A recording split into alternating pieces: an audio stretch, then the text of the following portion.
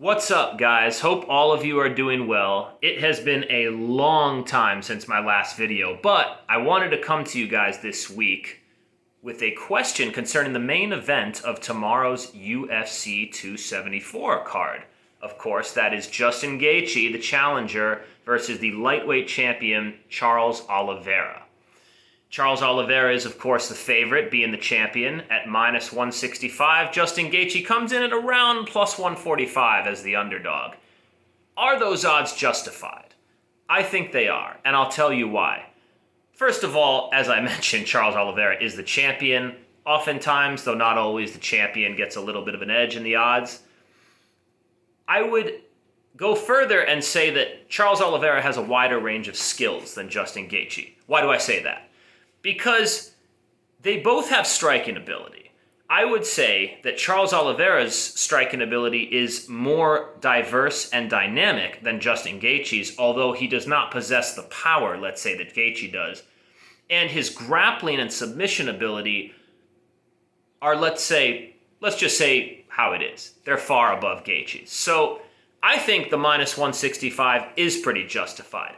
Having said that, Uncle Chael Sonnen, for anybody who listens to his podcast, brought up a very interesting point before Charles Oliveira's fight, Charlie Olives, I guess I should call him, with Dustin Poirier. And he said Oliveira will often give you a chance in a fight to finish him. And if you don't, you're in trouble, and he's probably going to finish you.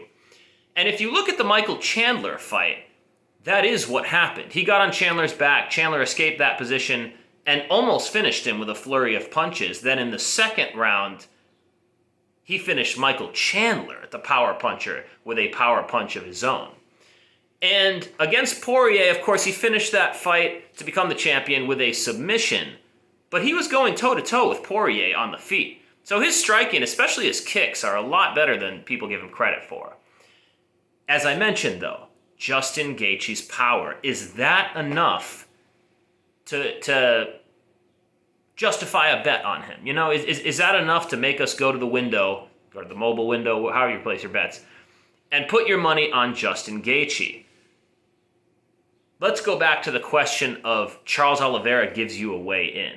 Now, would you say that Justin Gaethje has more power, not boxing technique, but power in his punches than Poirier?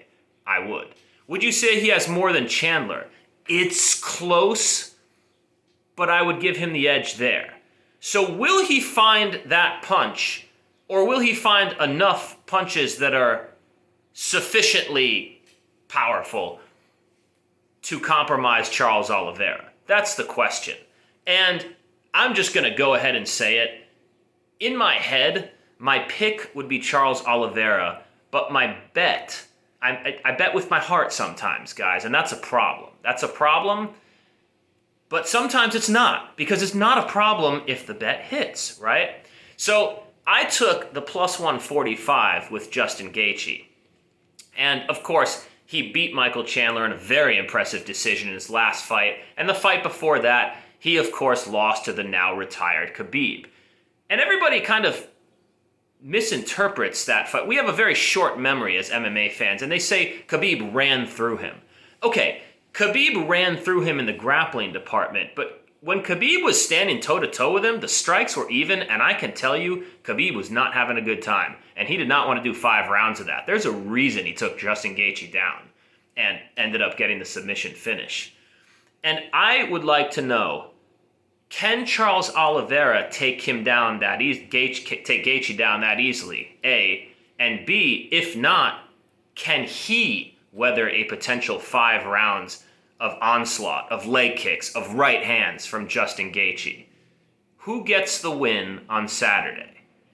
Charles Oliveira and Still, or Justin Gaethje and New? Let me know in the comments. Peace.